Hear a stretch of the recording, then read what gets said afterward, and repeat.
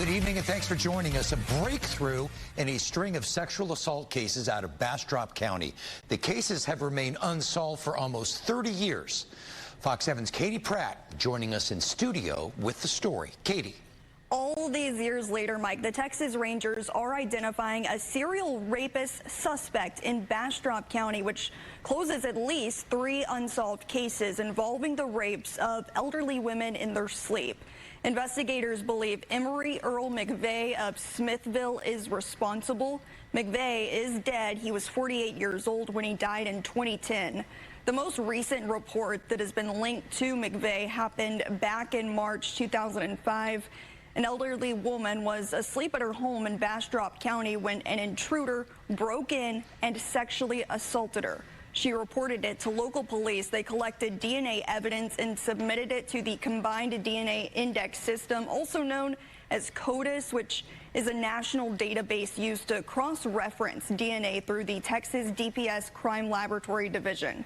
Okay, so months later, in October that same year, the DPS Crime Lab in Austin got a potential match with a similar unsolved case from the summer of '97, where a man broke into a home in Smithville and raped an elderly woman there. A year later, another result linked the DNA to a third cold case from July 2005 with the same narrative. That's when authorities realized they had a serial rapist on their hand who was attacking elderly women in Bastrop County. Investigators continued to collect several samples from potential suspects, but none of those came back positive. The case went silent for 16 years.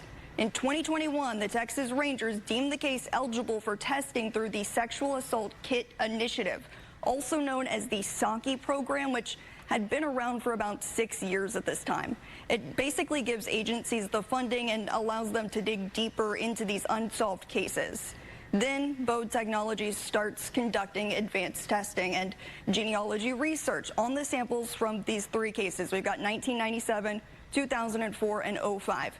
Fast forward to August this year, the results return a positive match to McVeigh, who has been dead for more than a decade and no arrests were ever made. He did, however, have a lengthy rap sheet in Central Texas, including several convictions for burglary.